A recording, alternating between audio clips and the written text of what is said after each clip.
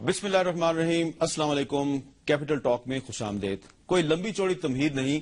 इस वक्त पाकिस्तानी कौम और पाकिस्तान की जो हुकूमत है उसे दो बड़े मसाइल का सामना है। सबसे बड़ा मसला यह है कि वो लोग जो खुद कुछ हमले कर रहे हैं वो अब मुज़ाकरात की पेशकश भी कर रहे हैं।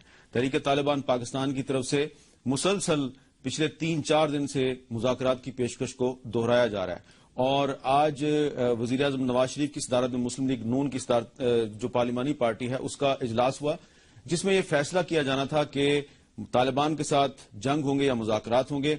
अभी तक हुकूमत ने इस सिलसिले में कोई वाज़ेह बयान नहीं दिया, लेकिन इतलात यही है कि जो अरकान पार्लियामेंट की बड़ी अक्सरियत थी उसने कहा कि इनफ इज इनफ, अब तालिबान के खिलाफ जहां मुमकिन हो ऑपरेशन किया जाए। दूसरा अहम मसला यह है कि साबिक डिक्टेटर परवेज मुशर्रफ के खिलाफ आर्टिकल 6 के तहत कार्रवाई का आगाज किया गया था। तकरीबन 1 माह गुजर चुका है। वो रावलपिंडी के एक फौजी अस्पताल में पनाहगजीर हैं और अदालत के बार बार बुलाने पर वो अस्पताल में नहीं आ रहे। और हुकूमत जिसने आर्टिकल 6 के तहत ट्रायल इसलिए शुरू किया था कि कानून की बालादस्ती कायम की जाए, अब ऐसा लगता है कि शायद जो एक मुशर्रफ के ट्रायल पर एक बड़ा सियासी इत्तेफाक रहा था, बड़ी सियासी जमातें इस ट्रायल की हामी थी, वो जो बड़ा सियासी इत्तेफाक रहा था उससे हुकूमत फायदा नहीं उठा सकी। ये कितना बड़ा सियासी इत्तेफाक रहा था? तमाम जो हमारी चारों सूबाई हुकूमतें हैं जिनमें कि 4 मुख्तलिफ सियासी जमातों की हुकूमत है, चारों सूबाई हुकूमतें परवेज मुशर्रफ के ट्रायल की हामी थी। तमाम बड़ी पार्टियां भी परवेज मुशर्रफ के ट्रायल की हामी थी, जिनमें थी मुस्लिम लीग नून, Pakistan peoples party, Pakistan Tehreek Insaf, JUI, Jamaat Islami, ANP, national party और चारों सूबाई हुकूमतें। और मुशर्रफ की हमायत सिर्फ करी थी मुत्तहदा कौमी मूवमेंट, और काफ लीग ये कह रही थी कि मुशर्रफ का ट्रायल जरूर करें लेकिन उन पर गद्दारी का इल्जाम ना लगाया जाए। अब एक तरफ तो परवेज मुशर्रफ के ट्रायल पर तमाम बड़ी सियासी जमातें और चारों सूबाई हुकूमतें एक पेज पर नजर आ रही थी सिवाय 2 जमातों के। लेकिन अब ये जो एक बड़ा मसला है कि तालिबान के साथ मुज़ाकरात करने हैं, जंग करने हैं, इस पे हमें डिवीजन नजर आ रही है हुकूमत के इत्तेहादियों में भी और अपोजिशन में भी। साफ साफ देख लें, हुकूमत की इत्तेहादी जो जमीयत उलमा इस्लाम है बदस्तूर मुज़ाकरात की हमायत कर रही है। इसी तरह खैबर पख्तूनख्वा में जो तहरीक इंसाफ की हुकूमत है उसकी पॉलिसी वाज़ेह नजर नहीं आ रही। जमात इस्लामी भी ऑपरेशन के खिलाफ है, जबकि MQM जो परवेज मुशर्रफ के ट्रायल के खिलाफ है वो तालिबान के खिलाफ ऑपरेशन की हमायत कर रही है। तो इस पर आज हम बात करेंगे। हमारे साथ मौजूद हैं जनाब lieutenant general retired Abdul Qadir Bloch साहब, वफाकी वजीर हैं मुस्लिम लीग नून के रहनुमा, मोहतरमा शाजिया मरी साहबा, पाकिस्तान पीपल्स पार्टी के रुकन कौमी असम्बली, और lieutenant general retired Amjad Shoaib साहब डिफेंस एनालिस्ट हैं और पाकिस्तानी फौज के एडजुटेंट जनरल भी रहे हैं जब परवेज मुशर्रफ आर्मी चीफ थे। कादिर बलोच साहब, आप कुछ कौम को बताना पसंद करेंगे कि नवाज शरीफ साहब की सदारत में आज आपकी पार्टी की पार्लिमानी पार्टी का जो इजलास हुआ उसमें कोई फैसला हुआ या नहीं हुआ? देखिए जी, पार्लिमानी पार्टी के फैसलों को, आज के इजलास को एक साइड पे रख के एक और बात मैं कहना चाहता हूं। जहां तक तालिबान से ताल्लुक रखने का मामला है या तालिबान से बातचीत या उसके मामले को उलझाने या सुलझाने का मसला है, इसकी ओनरशिप बुनियादी तौर पर आल पार्टीज के हाथ में है, उनके इलाके में है। आल पार्टीज के एक कॉन्फ्रेंस हुआ था, उसमें यह फैसला हुआ था कि बातचीत के जरिए से इस मसले को हल करने की कोशिश की जाएगी। अगर उस तरह से सुलझ न सका उसके बाद फिर अदर ऑप्शन इख्तियार किए जाएंगे। इस मामले को 4 महीने हो गए, इस दौरान में जो कुछ हुआ वो सबके सामने है। लेकिन आज भी जहां तक पाकिस्तान मुस्लिम लीग नून का ताल्लुक है, हम उस बात के ऊपर कायम है। प्रेफर्ड ऑप्शन हमारे पास बातचीत का है, डायलॉग का है, प्रेफर्ड ऑप्शन है। इसलिए प्रेफर्ड ऑप्शन है कि इसके पीछे बैकिंग तमाम पार्टियों की, पूरी कौम की बैकिंग है। इस स्टांस को पूरी कौम ने सपोर्ट किया है और हमें मैंडेट दिया बदर गवर्नमेंट के कि इस मामले को हम आगे चलाएं। लेकिन 4 महीने में जलसा कुछ नहीं हो सका। मैं आऊंगा उसके ऊपर, ठीक है ना। 4 महीने में जो प्रोग्रेस हुआ, जो मुश्किलात थे, वो आपके सामने है। आज की पार्टी से, आज की जो पार्लिमानी पार्टी की मीटिंग के रेफरेंस से आपने बात किया, आज भी हमारा स्टांस हुई है और स्टांस ये है कि बातचीत के जरिए से अगर हमारा ये मसला सुलझ जाता है तो जरूर उस रास्ते को हम इख्तियार करेंगे। लेकिन अगर कोई ताकत इस्तेमाल करेगा, कत्ल गारत में अपने आप को इन्वॉल्व करेगा, खून खराबे में अपने आप को इन्वॉल्व करेगा, जाहिर है कि कोई भी गवर्नमेंट लाइंग लो नीचे लेट नहीं सकती है। उन्होंने उसी जुबान में जवाब देना है। वही हमारी पार्टी की स्टांस है, वही हमारा ऑप्शन है, वही हमारा फैसला है। पहले भी यही था, अब भी यही है। और کبھی بھی گورنمنٹ کمزور نہیں ہے، گورنمنٹ مجبور بھی نہیں ہے. گورنمنٹ اگر نرم رویہ یا فلیکسیبل رویہ اختیار کر رہی ہے تو اس کی مین وجہ یہ ہے کہ طالبان ہوں یا کوئی بھی آدمی ہوں، جہاں پر 4 طالبان جو دہشت گردی میں انوالو ہیں، اس کے علاوہ ممکن ہے کئی ایسے ہیں جو ان کے سٹانس کو سپورٹ نہ کرتے ہو. علاوہ اس کے اس ویلی میں جہاں پر وہ رہتے ہیں لاکھوں کے حساب میں اور لوگ بھی ہیں. تو ہم کبھی بھی یہ نہیں چاہتے کہ اپنے ملکیوں کے خلاف طاقت کا استعمال کریں، اور طاقت should be the last option. لیکن فیصلے ہمیشہ طاقت بھی استعمال ہو، کوئی بھی طریقہ اختیار کیا جائے، آخر میں فیصلہ بات چیت سے ہی کیا جا سکتا ہے. جی شازیہ مری صاحبہ، آپ ایگری کرتی ہیں قادر بلوچ صاحب سے؟ دیکھیے، سب سے پہلے تو بلوچ صاحب کی اس بات سے میں متفق نہیں ہوں کہ قوم نے ان کو ڈائیلاگ کا آپشن دیا تھا. قوم نے ان کو مینڈیٹ دیا ہے کہ اس ملک سے ٹیررزم کو ختم کرے، دہشت گردی کا خاتمہ کیجیے. اب وہ آپ ڈائیلاگ کے ذریعے کرتے ہیں یا کوئی اور راستہ اختیار کرتے ہیں، حکومت کے پاس یہ مینڈیٹ ہے جس کے پاس ایک اچھی خاصی میجورٹی ہے، چاہے وہ پارلیمنٹ میں ہو یا ادروائز جو آج پوزیشن ہے نواز لیگ کی. اور میر صاحب، افسوس کی بات تو یہ ہے کہ آج قومی اسمبلی میں پرائم منسٹر جناب محمد میاں نواز شریف صاحب کی کمی شدت سے محسوس ہو رہی تھی. پہلے 6 جنوری کو یہ اجلاس بلایا جا رہا تھا، اس کے بعد تبدیلی ہوئی، 20 کی تاریخ آئی. خیر، ہم نہیں جانتے 20 کی ڈیٹ کیوں چینج ہوئی اور آج یہ پھر 27 تاریخ کو اجلاس بلایا گیا. ہمیں یوں لگ رہا تھا کہ جو معاملات چل رہے ہیں اور جس طریقے سے آپ کہہ رہے ہیں کہ مطلب کوئی خون ریزی نہ کرے یا کوئی قانون کو ہاتھ میں نہ لے، آپ کی فوج پر بھی حملے ہو رہے ہیں، آپ کے سکولز پہ بھی حملے ہو رہے ہیں، آپ کے 15 سال کے چھوٹے بچے آج سوسائڈ بامبرز کو روک رہے ہیں اور جان بچا رہے ہیں، اعتزاز حسن جیسے بچے اپنی جان دے کر. اور کتنے واقعات ہیں کہ میں لسٹ کیا آپ کو فہرست بتاؤں جب سے یہ اے پی سی کی بات چلی ہے. لیکن دیکھیں، آج بھی نواز شریف صاحب نے اپنی پارلیمنٹری میٹنگ میں جانا مناسب سمجھا، لیکن ایوان میں جہاں وہ لیڈر آف دا ہاؤس ہیں وہ تشریف نہیں لائے. اس معاملے کی شدت کو وہ کس طرح سے محسوس کر رہے ہیں، کتنے سیریس ہیں؟ آج اس پر خاصا اپوزیشن نے جو ہے اپنا اعتراض اٹھایا، جو کہ میں سمجھتی ہوں حکومتی بینچز میں چند ایک لوگوں کو، میں تمام لوگوں کے لیے، لیکن جو بول رہے تھے ان کو یہ اچھا نہیں لگا. ہم نے کوئی غلط بات نہیں کی، وہ لیڈر آف دا ہاؤس ہیں، انہوں نے ایک اعتماد حاصل کیا اس قوم کا. قوم چاہتی ہے کہ خون ریزی بند ہو، ہمارے بچے اس طرح شہید نہ ہو. ہاؤس میں آ کر کیا بتائیں آپ؟ ہاؤس میں آ کر اعتماد میں لیا جائے، بتایا جائے کہ اگر اے پی سی میں آپ کو تمام جماعتوں نے یہ مینڈیٹ دیا ہے کہ اس ملک سے دہشت گردی کا خاتمہ کیا جائے اور آپ سمجھتے ہیں کہ ڈائیلاگ کا آپشن بہتر ہے، اس کے ذریعے آپ کچھ معاملات حل کر سکتے ہیں، تو آپ بتائیے کہ اس میں کیا پیش رفت ہوئی ہے اس وقت سے لے کے اب تک. اور اگر نہیں ہوئی ہے تو یہ روز مرہ کی بنیادوں پر جو لوگ شہید ہو رہے ہیں، آپ کو نہیں پتا کہ کوئی پیش رفت نہیں ہوئی؟ میر صاحب، ہمیں جو آج بتایا جا رہا تھا نا، ایسا لگ رہا تھا کہ آج بڑے بڑے انکشافات ہو رہے تھے اور میڈیا تو خاص ٹارگٹ تھی کیونکہ آپ سے ہمیں چھپانی تھی باتیں. میں نہیں جانتی کہ آپ سے بے شک ہم چھپا لیں، آپ ایگزیجریٹ کر رہے ہیں، لیکن کم از کم آپ آنریبل ممبرز جو اسمبلی میں آ کر نمائندگی کر رہے ہیں ان لوگوں کی جو آپ 18 کروڑ عوام گنواتے رہتے ہیں. نثار صاحب نے کہا میڈیا کو کچھ نہیں بتانا. نہیں، انہوں نے کہا آپ کو نہیں بتانا، بس انہوں نے جو کچھ کہا وہ اسمبلی میں انہوں نے بتایا. میں مکمل کر دوں بس. ایک بات میرے سمجھ میں نہیں آ رہی ہے شازیہ بی، پتہ نہیں یہ کیسے کہہ رہی ہے جب میڈیا بیٹھی ہوئی تھی وہاں پر. یہ تو آپ ان سے پوچھیں چودھری نثار صاحب سے. میڈیا بیٹھی ہوئی تھی، وہ کہہ رہے ہیں میرے پاس ایک خط موجود ہے جس کا انکشاف آج ہوا. شاید سویا ہوا تھا وہ آپ بالکل آپ سو رہے تھے. ویسے میں نے دیکھا تھا 2-4 لوگ ان میں آپ بھی شامل تھے. آپ ویڈیو فوٹیج منگوا لیجیے. ایک اور نام تھا میں لیتی نہیں کیونکہ وہ موجود نہیں، پر 2-4 لوگ سو رہے تھے بشمول آپ کے. امجد شعیب صاحب، جنرل امجد شعیب صاحب، یہ بتائیں کہ کیا موجودہ صورتحال میں اگر حکومت فوج سے یہ کہتی ہے کہ جی آپ طالبان کے خلاف آپریشن کریں یا ٹارگیٹڈ آپریشن کریں، تو آپ کے خیال میں یہ آپریشن کامیاب ہو جائے گا؟ نہیں، میرا نہیں خیال. اگر آل آؤٹ آپریشن کیا جائے تو اس کے ریزلٹس جو ہیں وہ کوئی بہت اچھے نکلیں گے.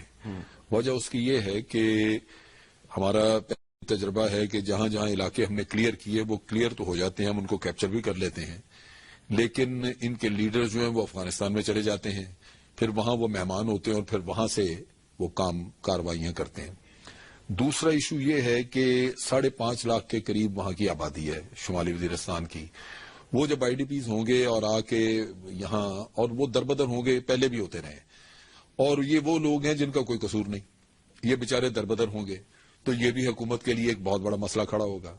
तीसरा ये है कि आपके शहरों में दहशतगर्दी बढ़ेगी, क्योंकि इन आईडीपीज के साथ साथ अमूमन जो आम दहशतगर्द हैं जो कि 25,000 रुपया महीना के मुलाजम है उनके पास, वो सारे शहरों में चले जाते हैं और फिर वो ऑर्डर्स उनको ऊपर से मिलते हैं अफगानिस्तान से या जहां से भी मिलेंगे, तो वो नेचुरली शहरों में वाकयात बढ़ेंगे। फिर क्या करना चाहिए? तो ये चीज लाजमन मैं और अगर ऑपरेशन करना होता तो अमेरिका का इतना दबाव रहा आपके ऊपर, आप इतना अरसा उसको रेजिस्ट भी करते रहे, वजूहात उसकी लाजमन ऐसी थी। अब चीज ये है कि हुकूमत ने जब गुफ्तो शनीद की बात की तो ये तो उनकी एक मजबूरी थी, इस वजह से कि कौम बटी हुई थी दो हिस्सों में, कुछ पार्टियां कहती थी जो गुफ्तगू करनी है, कुछ कहती थी कि नहीं, तो आपने सबको एक पेज पे लाने के लिए एक काम किया। अब गुफ्तगू की ऑफर तो हमेशा मौजूद रहनी चाहिए, ठीक है, और इसका लाजमन ओनस तालिबान पे चाहिए कि अगर आप गुफ्तगू करना चाहते हैं तो हम मौलाना को अगर भेजते हैं तो आप भी को भेज दीजिए। ये उनको भी अप्रोच करने के लिए आगे बढ़ना चाहिए अगर वो वाकई मुखलिस है अपने बात में। और जहां तक हुकूमत का ताल्लुक है, हुकूमत का फर्ज है कि जो प्रोविंशियल लेवल पे जो आपके जो दहशतगर्दी है उसको कंट्रोल करना सूबाई हुकूमतों का काम है, और उसमें अब जो पेशरफ्त नजर आ रही है ये इससे बढ़ के होनी चाहिए कि आप तमाम इलाकों की छानबीन करें, आप अपने दाएं बाएं मुजाफाती इलाके, अपनी अफगानी बस्तियां, इनमें जाके अगर पकड़े तो फैसिलिटेटर्स आपके हाथ में कह रहे हैं टारगेटेड ऑपरेशन करें, तो टारगेटेड ऑपरेशन तो फाटा में वहां पे होना चाहिए, लेकिन यहां पे स्वीपिंग ऑपरेशन होना चाहिए जो कि सूबाई हुकूमतों को चाहिए कि सूबे में करें। तो कराची में हो रहा है ना ऑपरेशन, तो अभी तक तो कुछ नहीं हुआ। देखें अभी तक नहीं हुआ लेकिन होगा। वजह उसकी ये है कि इसमें सिर्फ वो अनासर नहीं, आपने जिन जिन लोगों का आपको पता था ये इन लोगों ने रेंजर्स वगैरह ने पकड़े, लेकिन अब वहां पे एक इशू ऐसा आ गया है कि बाहर की फोर्सेस जो है वो उसमें मुलव्वस हो गए। तो ये काम लंबा जरूर होगा, लेकिन जिसकी इब्तदा आपने की है और जितना वेपन्स कराची में था, मुझे बड़ी उम्मीद है कि 2-4 महीने लगेंगे और इंशाल्लाह उसके रिजल्ट बहुत अच्छे निकलेंगे। ठीक है। अच्छा, अब जनरल कादिर बलोच साहब, आपके इत्तेहादी हैं जेयूआई वाले, वो तो बिल्कुल भी ऑपरेशन की हिमायत नहीं करते, वो तो टारगेटेड ऑपरेशन का भी नाम सुनने के लिए तैयार नहीं। सुने आपके सूबे के हैं जनाब सेनेटर हाफिज हमदुल्ला साहब जेयूआई के सीनियर रहनुमा क्या कह रहे हैं। है और मुज़ाकरा सिर्फ एक पार्टी का फैसला नहीं है, आपकी पूरी सियासी और अस्करी क़यादत ने फैसला किया है। अगर आपने इससे विड्रा होना है, रिवर्स होना है, तो सबको इत्मीनान में लेना होगा। मैंने कोई गलत बात उन्होंने नहीं की है, तो वो सही बात कर रहे हैं। देखिए, उन्होंने कहा कि बातचीत का जो रास्ता है उसका फैसला, मैंने जैसे पहले कहा, उसकी ओनरशिप ऑल पार्टीज कॉन्फ्रेंस के अंदर थी, जहां पर फैसला हुआ बातचीत के जरिए से इस मसले को हल करने की कोशिश इसका मतलब है कि लेकिन इसका मकसद हरगिज ये नहीं है कि अगर ये नाकाम हो गया, बातचीत पे वो नहीं आते और फिर हम लेटे रहेंगे और वो मारते रहेंगे। No sir, no, it will not happen that way. तो इसका मतलब बातचीत अभी भी हो रही है। वो एक जवान आदमी है, उन्होंने बात की है, वो बात को शायद आगे बढ़ाना नहीं चाहते थे, आपने सवाल नहीं किया। आप अगर यही सवाल उनसे दूसरा करते तो उसका जवाब उनके पास कुछ और होता। अच्छा चले जी, जो सूबा खैबर पख्तूनख्वा में तहरीक इंसाफ की हुकूमत है, तो तहरीक इंसाफ के MNA शहरयार आफरीदी साहब क्या कह रहे हैं, जरा वो सुन लेते हैं। ऑल पार्टीज कॉन्फ्रेंस जो इस दफा लास्ट जो हुई उसमें एक पेज पे होने से एक मैसेज करने भी हुआ कि piece should be given a chance, लेकिन अब जो है हम एक दफा फिर ऑपरेशन की तरफ जा रहे हैं। मकसद ये कि 7 महीनों में ट्रेजरी बेंच ने, PMLN ने क्या किया, हमें कुछ नहीं बताया गया। वो जो डायलॉग था, जिस तरह उन्होंने हमें बताया था कि तमाम पॉलिटिकल पार्टी से एक एक रिप्रेजेंटेटिव लेके आर्मी को लूप में रखा जाएगा और इनसे निगोशिएट करेंगे, उसका भी हमें कुछ नहीं पता चला। जी, वो कह रहे हैं हमें कुछ बताते नहीं। देखिए अबराम हामिद भाई, चीजें आपके सामने हैं। 4 महीने पहले ये फैसला हुआ, इमीडिएटली उस फैसले के with in a week general Nasrallah साहब वो शहीद किए गए। उसके ऊपर उसके बाद चर्च के ऊपर हमला हुआ, उसके बाद किस्सा खानी बाजार वाला मामला हुआ। अभी ऐसे मामलात में जो इस किस्म के इंसिडेंट्स हो जाते हैं, इमीडिएटली उसको आप फॉलो करें। तालिबान के तर्जुमान ने कहा है कि हम बाजारों में और मस्जिदों में हम धमाके नहीं करते। किस चीज आज तालिबान के तर्जुमान, लेकिन वही तालिबान इससे पहले जो कुछ होता रहा है उसको ओन करते रहे हैं और उनको उन्होंने क्लेम किया है कि हमने किया। हम कौन सी बात को उनकी मान रहे? बिल्कुल ठीक, किस बात को मान रहे? निसार साहब ने भी आज ये फरमाया कि 3 रोज के अंदर तालिबान की एक स्टांस चेंज हुआ है, उनके स्टेटमेंट में तब्दीली आई है, और वो तब्दीली जो है वो बकौल उनके वो झुकाव की जानिब है। वो पहले जिस तरीके से बात किया करते थे کہ جی ہم نے اسے مارا ہے تو یہ ہماری ذمہ داری ہے, ہم لیتے ہیں اس کی ذمہ داری, جس طرح میجر جنرل ثناء اللہ نیازی صاحب اور ان کے دیگر جو ساتھی تھے اس کے بعد مختلف واقعات کی انہوں نے ذمہ داری لی. اور یہ ایک پرسپشن بڑا بھیانک جو سامنے آ رہا تھا کہ اسٹیٹ اس وقت کس پوزیشن میں ہے, آپ کون سی پوزیشن میں ایسے لوگوں سے بات کرنے جا رہے ہیں جو دھڑا دھڑ آپ پر وار کر رہے ہیں, حملہ کر رہے ہیں, آپ کو شہید کر رہے ہیں اور برملا اس کی ذمہ داری بھی قبول کر رہے ہیں. تو آج چودھری نثار صاحب نے جو بات کی, مزید میرا خیال ہے بلوچ صاحب کو پتا ہوگی کہ یہ 3 روز میں تبدیلی کیوں آئی. 3 روز میں تبدیلی کیا ہوئی ہے؟ اگر دیکھیں نا, بیوی نے سب سے اس سے پہلے یہ بات کرنے کی کوشش کی کہ فلان ہوا اور فلان ہوا, بچے نے اپنی جان دی اور وغیرہ دیا. نہیں وغیرہ نہیں, اس بچے نے اپنی جان دی ہے. نہیں بچے وغیرہ نہیں ہے بلوچ صاحب, اس بچے نے جان دی ہے. آپ کی اردو زیادہ بہتر ہے, میں نے کہا کہ اس کے علاوہ بھی اور کوشش کرتے ہیں. آپ بلوچ ہیں, آپ دونوں بلوچ ہیں. آپ کے شو میں کوشش کرتے ہیں اردو پالش کر لیں. پہلے سے تیاری کر کے آتی ہے ہم. اچھا, جو پوائنٹ میں کہنا چاہتا ہوں کہ اگر ان کا اسٹانس چینج ہوا ہے, اگر وہ سافٹ ہوا ہے, کچھ تو ہوا ہوگا. تو اچھی بات ہے, کچھ تو ہوا ہوگا. کیا ہوا ہوگا؟ ہم کیا ہوا ہوگا؟ شمالی وزیرستان میں بیماری ہوئی ہے. آپ تو کیا اسٹیٹ نے اپنے آپ کچھ کو معلوم ریئیکٹ کریں. نہیں, بہت کچھ ہوا ہے, بہت کچھ ہوا ہے نارتھ وزیرستان میں. رائٹ لیفٹ جو کچھ بھی ہوا ہے, میرے خیال میں پچھلے دنوں میں کچھ نہ کچھ مظاہرے اس قسم کے ہوئے ہیں جہاں پر شاید اس کے نتیجے کے طور پر یہ ڈیولپمنٹس ہوئے ہوں. اچھا, اب یہ بتائیں کہ امجد شعیب صاحب کہ اس وقت آپ ایز اے عام پاکستانی کی حیثیت سے آپ کیا ایکسپیکٹ کرتے ہیں کہ یہ حکومت اور اپوزیشن یہ مل کے کیا ان کو کیسا فیصلہ کرنا چاہیے کہ جس سے پاکستانی قوم جو ہے وہ سمجھے کہ واقعی ہمارے اوپر کوئی ایسے لوگ بیٹھے ہیں جنہیں ہمارے تحفظ کی فکر ہے, ہماری سیکورٹی کی فکر ہے. کیا فیصلہ کرنا چاہیے ان کو؟ فیصلہ یہ ہے کہ یہ ایک حکومت کا بنیادی فرض ہے کہ ان کی انسان اپنے عوام کی جان و مال کا تحفظ کریں, اور اس تحفظ کے لیے ان کو جتنے بھی ٹیررسٹ شہروں میں موجود ہیں ان کو پکڑنے کا عمل جاری رکھنا چاہیے. آپ جب گفتگو کی آفر دیتے ہیں تو اس کا یہ مطلب نہیں کہ جو جرائم پیشہ لوگ یا جو آپ کے خلاف دہشت گردی کر رہے ہیں آپ ان کے خلاف ان کو پکڑنا بھی چھوڑ دیتے ہیں. یہ سائملٹینیسلی کام چلتا رہنا چاہیے. اور دوسری طرف یہ ہے کہ حکومت کا ضمانتیں حکومت سے مانگی جاتی ہیں, خلوص حکومت کا پوچھا جاتا ہے, جبکہ یہ کوئی کوشچن نہیں کرتا یہ صوبوں میں جو لوگ بیٹھے ہوئے ہیں کہ طالبان کا خلوص اس کی ذمہ داری کون لے گا, اس کی ضمانت کون دے گا. ہماری حکومت سے تو ضمانتیں مانگی جاتی ہیں کہ فلاں آپ کی ضمانت دے تو پھر ہم بات چیت کرتے ہیں. تو یہ چیزیں ہیں جو کہ ہمیں سامنے رکھنی چاہیے. جیسے ابھی پی ٹی آئی کی گورنمنٹ ہے, وہاں پہ پی ٹی آئی اتنا راگ الاپتی ہے گفتگو کا, ٹاکس. آپ ان سے پوچھیں کہ آپ نے ٹاکس کو فیسیلیٹیٹ کرنے کے لیے کیا کام کر کے دیا ہے؟ آپ نے کوئی رستہ بتایا کہ فلاں کو ہم لے کے آتے ہیں آپ اس سے بات کریں؟ آپ اگر ہوا میں اسی طرح باتیں کرتے رہیں تو میں سمجھتا ہوں حکومت کو چاہیے کہ ان کے منہ بند کرائے کہ بھئی بہت ہو گیا, ہم نے آپ کے اچھا, ساتھ آپ جلسہ آپ پی ٹی آئی کی بات کریں, میں معذرت ہوں آپ کی بات کاٹ رہا ہوں, لیکن یہ جو حالیہ الیکشن تھا, اس الیکشن میں مظفر گڑھ سے مسلم لیگ نون نے جمشید دستی صاحب کی حمایت کی تھی, ان کے مقابلے پر اپنا امیدوار کھڑا نہیں کیا تھا. لیکن آج جمشید دستی صاحب کیا کہہ رہے ہیں, ذرا سنیے. مذاکرات ہوں, اور مذاکرات جب تک امریکہ نہیں چاہے گا ہمارے حکمران نہیں کریں گے. یہ جھوٹ بول رہے ہیں, قوم کو صحیح نہیں بتا رہے. ہم کبھی بھی جنگ کے حق میں نہیں, ہم اپنی فوج کو اپنی قوم کے ساتھ آپس میں یہ لڑانا نہیں کہ اس کے ساتھ بیٹھیں, کوئی نہ کوئی حل نکل آئے گا.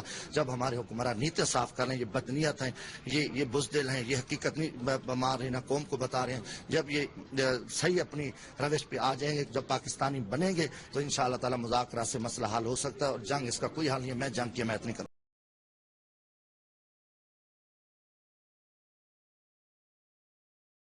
ہے وہ over a period of time انشاءاللہ میچور اپ ہو جائے گا, بڑی چیزیں ان کے سمجھ آ جائیں گی. اور یہ کہہ دینا کہ مذاکرات کے علاوہ اور کوئی رستہ نہیں ہے, تو اس بچے سے اگر یہ پوچھا جائے کہ وہاں سے کیا گارنٹی ہمیں ملے گا کہ ہم مذاکرات والے روٹ کو ہم فالو کریں گے اور وہ کسی قسم کی کوئی کارروائی نہیں کریں گے, سب کچھ ہالٹڈ ہو جائے گا اور کسی قسم کی کوئی دہشت گردی نہیں ہوگی, کوئی سوسائڈ اٹیک نہیں ہوگا, کوئی بم بلاسٹ نہیں ہوگا, کوئی مدرسہ نہیں اڑے گا, کوئی چرچ کے اندر حملہ نہیں ہوگا, کہیں پر معصوم جانیں ضائع نہیں کیے جائیں گے, کہیں پر ایک اور اعتزاز سے شہید نہیں ہوگا. اس قسم کی گارنٹی اگر یہ دے دیں ہم دستی صاحب, میرے خیال میں اس کا جواب ان کے پاس نہیں ہے. تو یہ بات ہے, اس بات کی کیا ضمانت ہے کہ اگر مذاکرات کیے جائیں تو وہ کامیاب ہو جائیں گے؟ ضرور. ٹھیک ہے, یہ جو, اور میں اس میں صرف ایک چیز اور ایڈ کرنا چاہتا ہوں. اگر یہ سب کو یقین ہے کہ امریکہ ہی سیبوٹاج کر رہا ہے یہ گفتگو، تو طالبان کو بھی امریکہ کی گیم سمجھنی چاہیے، ان کو بھی سوچنا چاہیے کہ وہ اسٹریپ میں نہیں آنا چاہیے۔ تو یہ اگر وہ ہمیں افغانستان سے بیٹھ کے مار رہے ہیں اور یہ سارا کام کروا رہے ہیں، تو یہ تو خود ان کے ٹریپ میں بیٹھے ہوئے ہیں۔ جنرل صاحب، آپ نے امریکہ کا ایک بڑا مشہور میگزین ہے فورن پالیسی میگزین، اس میں آپ نے ایک آرٹیکل لکھا تھا پرویز مشرف صاحب کے بارے میں، آپ نے امریکہ کا ذکر کیا، مجھے آپ کا آرٹیکل یاد آ گیا۔ جی اس میں بات کرتے ہیں ایک وقفے کے بعد۔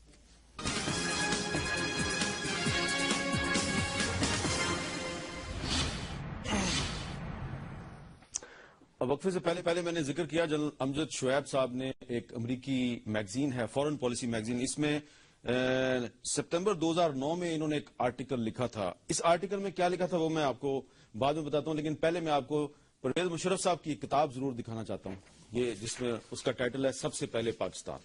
اور یہ سب سے پہلے پاکستان کہنے والے پرویز مشرف صاحب جو ہیں وہ کہتے ہیں کہ میں پاکستان میں علاج نہیں کروا سکتا، میں اینجیوگرافی پاکستان میں نہیں کرواؤں گا۔ اور arm forces institute of cardiology نے جو پہلے جو رپورٹ لکھی تھی اس میں کہا تھا کہ ان کو دل کا عارضہ لاحق نہیں ہے۔ اب نئی رپورٹ جو انہوں نے کورٹ میں پیش کیا اس میں وہ کہہ رہے ہیں کہ جی ان کو بہت سخت سنگین اور غیر یقینی قسم کی کوئی بیماری لاحق ہے، اس کی تفصیل انہوں نے نہیں بتائی۔ تو لگتا یہ ہے کہ پہلی رپورٹ اور دوسری رپورٹ میں کافی فرق ہے، اور یہ واضح طور پہ کہا ہے کہ پرویز مشرف پاکستان میں اینجیوگرافی کروانے کے لیے تیار نہیں ہیں۔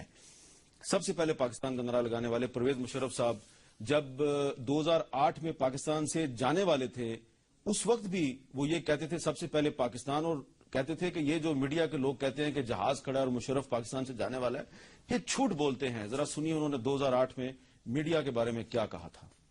میں اپنے آپ کو ایک سچا پاکستانی سمجھتا ہوں، میرا عقیدہ ہے سب سے پہلے پاکستان، ادھر ہی جینا ہے، ادھر ہی مرنا ہے، دیر از نو وے، دیر از نو ادر وے۔ تو یہ افواہیں ہیں، جہاز تیار ہے، جا رہے ہیں، آ رہے ہیں، اور پھر کہنے کے بعد دندناتے ہوئے پھر ٹیلی ویژن پہ آ جاتے ہیں۔ بھائی کدھر گیا وہ جہاز کم وقت جو کھڑا ہوا تھا، وہ کدھر چلا گیا؟ چلے جی، ہم تو ٹیلی ویژن پہ آ کے کم وقت یہ کہتے ہیں کہ جی جہاز تیار ہے، پھر آپ بیٹھ کے چلے تو گئے تھے، ہماری آپ سے کوئی ذاتی لڑائی تو ہے نہیں ہے۔ لیکن امجد شعیب صاحب تو آپ کے دوست تھے، اور امجد شعیب صاحب نے آپ کے ساتھ سرو بھی کیا۔ امجد شعیب صاحب نے 2009 میں لکھ دیا، جنرل صاحب آپ نے لکھا کہ the people of Pakistan will succeed in bringing Pervez Musharraf to justice، یہ آپ کے آرٹیکل کی آخری لائن ہے۔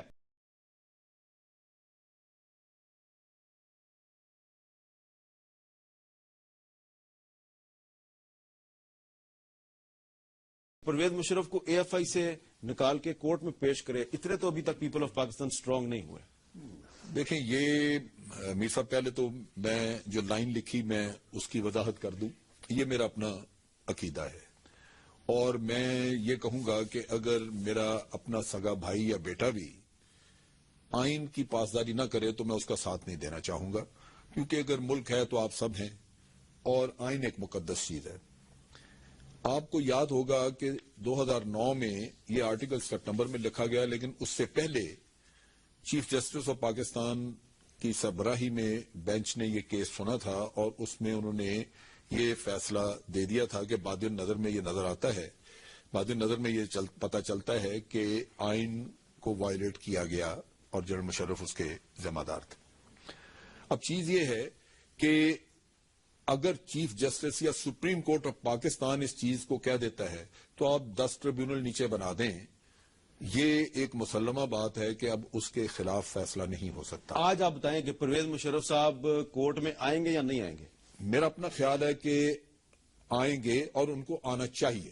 میری اپنی رائے یہ ہے کہ ان کو کورٹ میں آنا چاہیے، کیوں کہ یہ ایک وضاحت ہے، اور وہ اس کے بارے میں خود ہی سب کچھ بتا سکتے ہیں، ورنہ تو آپ ان کو مجرم سمجھیں گے۔ اگر آپ، کیونکہ سپریم کورٹ کا ایک فیصلہ پہلے سے موجود ہے، ایک بات سامنے آئی ہوئی ہے، اور اگر وہ خود آ کے یہ واضح کریں کہ وہ کیوں انہوں نے یہ کام کیا، اور اس میں کیا پرائم منسٹر کی طرف سے کوئی سمری تھی، کوئی منسٹر آف انٹیریئر منسٹری کی طرف سے ان کو کوئی پریشر تھا، کوئی حالات ایسے تھے کہ ملک گورن نہیں کیا جا سکتا تھا، تو شاید ان کے پاس کوئی جواز ہو۔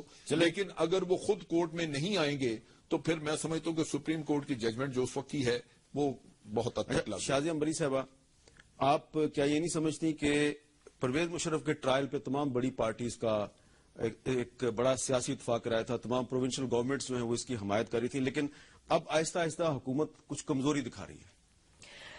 دیکھیے میر صاحب، بات یہ کہ ایک ایسا شخص جس نے پاکستان کے آئین کو پامال کیا، جس نے پاکستان کے آئین کو، ایک تو ڈکٹیٹر تھا جس نے کہا یہ کاغذ کا ٹکڑا ہے، اور ایک دوسرا ڈکٹیٹر تھا ہمارے سامنے جو برملا کہتا تھا کہ جی تمام پاور اس کے پاس ہے اور جو کچھ کر رہا ہے وہ کہتا تھا کہ میں نے یہ کیا اور میں ہی ہوں ان تمام چیزوں کے کرتا دھرتا۔ تو اگر آج ایسا شخص بلایا جا رہا ہے ایک ایسے فورم پر جہاں پہ ایک تاریخ آپ دیکھ سکتے ہیں کہ کوئی ایسا سیاستدان جس نے جمہوریت کے لیے خاص طور پہ پیپلز پارٹی کی تو ایک آپ تاریخ دیکھ رہے ہیں، چاہے وہ بھٹو صاحب شہید ہوں یا محترمہ صاحبہ ہوں یا آصف علی زرداری صاحب ہوں یا دیگر پاکستان پیپلز پارٹی کے رہنما ہو، کبھی بھی ہم لوگ کورٹ سے نہیں بھاگے ہیں۔ ہم بے شک آپ ہم پہ 10,000 الزامات لگاتے رہے، جو بھی آپ ہمیں کہتے رہے، لیکن انہی عدالتوں میں گئے، انہی عدالتوں سے یہ بھی ہمیں پتا تھا کہ شاید انصاف ملے یا نہ ملے لیکن جانا ہے۔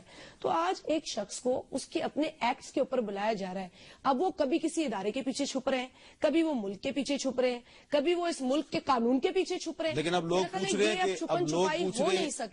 رہے ہیں کہ وہ ادارے کے پیچھے چھپ رہے ہیں یا ادارہ انہیں اپنے پیچھے چھپا رہا ہے، لوگ پوچھ رہے ہیں۔ اب یہ تو حکومت میرا خیال ہے ذمہ دار ہے زیادہ، کیونکہ اگر وہ جاتے ہیں عدالت کی جانب یا جو اسپیشل کورٹ جہاں پہ لگی ہے، پہلے ایک روٹ دوسری جانب لگا ہے جہاں سیکیورٹی ارینجمنٹس ہے، تو یہ سیکیورٹی ارینجمنٹس کیسے ہوتے ہیں؟ اچھا، اب جن صاحب بیٹھے ہمارے ساتھ، قادر بلوچ صاحب منسٹر بھی ہیں، آپ سے میں یہ سوال پوچھوں گا، لیکن اس سے پہلے میں آپ کو اور اپنے ناظرین کو بتانا چاہتا ہوں کہ جو AFIC ہے، انسٹیٹیوٹ آف کارڈیالوجی، اس کے کچھ عرصہ پہلے سربراہ تھے میجر جنرل اظہر کیانی صاحب، پاکستان کے مایہ ناز کارڈیالوجسٹ ہیں، مایہ ناز ماہر امراض قلب ہیں، اور یہ پرویز مشرف صاحب کا بھی ایگزامینیشن کر چکے ہیں اور بھی بہت سی شخصیات کا ایگزامینیشن کر چکے ہیں۔ آج کل یہ سربراہ ہیں راولپنڈی انسٹیٹیوٹ آف کارڈیالوجی کے، اور اینجیوگرافی کے بارے میں اور پرویز مشرف صاحب کے بارے میں انہوں نے ہمارے نمائندے سبوک سید کے ساتھ ایک گفتگو کی ہے، ذرا سنیے۔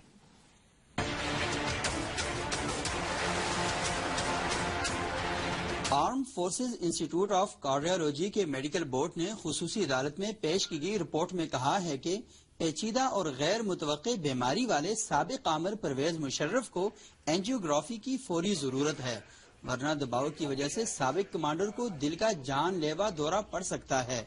اینجیوگرافی کیسے کی جاتی ہے؟ یہ اینجیوگرافی تو آپ کو پتہ ایک ٹیسٹ ہے، اور یہ ٹیسٹ ہم اس وقت کرتے ہیں جب ہمیں پتہ چلتا ہے کسی مریض میں سینے میں درد ہوا اور ہمیں شک پڑا کہ دل کی نالیاں بند ہوں گی یا ہارٹ اٹیک ہونے کا ڈر ہے، تو بیماری کی جو اس کو کوانٹیفائی کرنے کے لیے یا اس کی شدت کا پتہ کرنے کے لیے ہم یہ اینجیوگرافی ٹیسٹ کرتے ہیں۔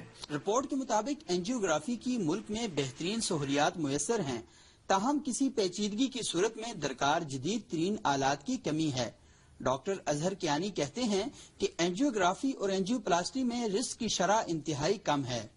ابھی تک الحمدللہ 0% رسک ہوا یہاں پہ، سارے کے سارے 100% کامیاب ہوا۔ اس میں یہ بتاتا چلوں کہ اس کا رسک 1 سے 4% ہوتا ہے، اینجیوپلاسٹی کا اور سرجری کا بھی، اور کئی دفعہ جو اچھے سینٹر 1% سے کم ہوتا ہے، اور ہمارے یہاں الحمدللہ اب تک جو ہے 700 میں سے بھی ٹیبل کے اوپر یا کیتھ لیب کے اندر کوئی کمپلیکیشن نہیں، الحمدللہ سارے سکسیسفلی کامیابی کے ساتھ مریض ٹھیک ہو کے واپس وارڈ میں گئے، اور یہ اللہ تعالیٰ کی بہت بڑی کرم نوازی ہے۔ پاکستان میں امراض قلب کے بہترین اسپتال اور معالج موجود ہیں۔ ڈاکٹر اظہر کیانی سابق صدر آصف علی زرداری، وزرائے اعظم، فوجی سربراہان اور اعلیٰ عدلیہ کے ججوں کے ذاتی معالج رہ چکے ہیں۔ جی، یہاں پہ آپ کو پتا ہے کہ میں AFIC میں تھا، اور AFIC میں کافی سینئر لوگ چاہے یونیفارم میں ہوں یا سول میں ہوں یا جوڈیشری سے ہوں، ان کے کافی اینجیوپلاسٹی اور اینجیوگرافی وغیرہ ان کی وہاں پہ کی، الحمدللہ وہ کافی کامیاب رہی۔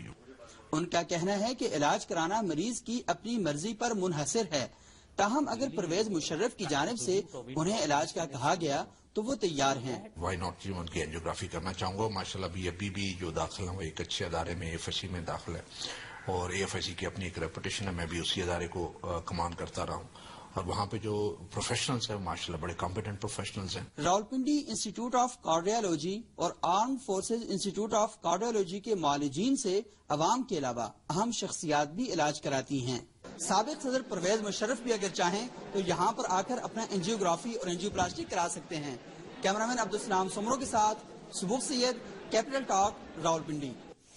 جی قادر بلوچ صاحب، آپ کو کیسا لگ رہا ہے کہ پاکستانی فوج کا ایک سینئر جرنیل، سابق آرمی چیف، آپ کا سابق سینئر، آپ کا سابق باس اب AFIC میں بیٹھا ہوا ہے؟ جنرل اظہر کیانی صاحب کہتے ہیں کہ میں ان کی انجیوگرافی کر سکتا ہوں، لیکن وہ کہہ رہے ہیں نہیں، میں تو سب سے پہلے برطانیہ جاؤں گا. میں تو دیکھیں، میں تھوڑا سا ذرا زیادہ بلنٹ قسم کا آدمی ہوں، ڈائریکٹ بات کرتا ہوں. میں تو جنرل صاحب کو میرے کمانڈر ان چیف رہے ہیں، میرے سینئر رہے ہیں، وہ ہمارا ایک رشتہ تھا، ایک احترام کا، کمانڈ کا، اور مجھے دکھ ہو رہا ہے یہ بات سن کے.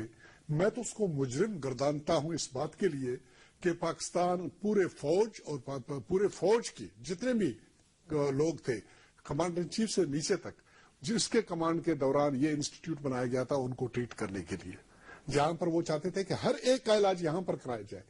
اس کا مقصد یہ ہے کہ ان کا اس انسٹیٹیوشن کے اوپر، اس انسٹیٹیوٹ کے اوپر کوئی اعتبار نہیں ہے، ان کی کمپٹنسی کو وہ مانتا نہیں ہے، اور جو چیز اپنے لیے وہ صحیح نہیں سمجھتا تھا، اسے پتہ نہیں فوج کو کیوں یہ 10-11 سال جب وہ کمانڈ میں رہا تو ان سے ایکسپوز کراتا رہا. اور لیکن میرے خیال میں سوائے بزدلی کے اس کی کوئی اور وجہ نہیں ہے. اس کی وجہ یہ ہے کہ جنرل اظہر کیانی کے جو آپ نے یہاں پر ان کی انٹرویو آپ نے دکھایا، وہ کہتے ہیں کہ ماشاءاللہ 100% سکسیس ہے. اس کے باوجود اگر وہ یہاں پر علاج نہیں کرانا چاہتے تو اس کی وجہ I leave it to you. پہلی بات. دوسری بات یہ ہے کہ آپ نے یہاں پر ایک بات کرنے کی کوشش کی کہ حکومت کیوں اس کو کورٹ کے سامنے نہیں لے جاتی. بھائی میرے، اس وقت وہ انڈر اریسٹ نہیں ہے. He is not a criminal so far. He is not even ملزم بھی نہیں ہے، اب تک الزام بھی اس کے اوپر، انڈائکٹمنٹ بھی اس کی نہیں ہو چکی ہے. تو گورنمنٹ کی رسپانسبلٹی اس وقت بن جائے گی جس وقت عدالتیں حکم دیں گے کہ اس کو لایا جائے اور پیش کیا جائے. عدالت نے کہا اس کو لایا جائے، وزیر داخلہ کے حکم سے ان کو AFIC بھیج دیا گیا. نہیں دیکھیں نا، دیکھیں میں آپ کو ابھی تک اس قسم کا کوئی حکم نہیں ایشو کیا ہے عدالت نے کہیں پر بھی کہ اس کو پیش کیا جائے. ٹھیک ہے، عدالت وارنٹ، سب سے پہلے تو یہ سوچ رہے تھے کہ فوجداری کیس ہے کہ نہیں ہے، وارنٹ ایشو کیے جا سکتے ہیں کہ نہیں کیا جا سکتا ہے. اس کے اوپر بحث و تمیز ہوئی اور فائنلی انہوں نے کہا کہ فوجداری کیس کے زمرے میں آتا ہے. نیکسٹ پوائنٹ جو آپ نے بتایا کہ حکومت کمزوری دکھا رہی ہے، بی بی نے بھی مہربانی کی. میں بی بی سے یہ بھی پوچھوں گا کہ 5 سال یہ بھی اقتدار میں رہے. 2009 میں جس وقت یہ فیصلہ ہوا کہ یہ ذمہ دار ہے، 2009 سے لے کر 2012-13 تک ان کی حکومت تھی. انہوں نے کیا کیا جو اس وقت ان کو چھوڑے نا، آپ تو جو بھی کرنا ہے آپ نے کرنا ہے. ایک چھوٹا سا وقفے کے بعد دوبارہ ملتے ہیں. جی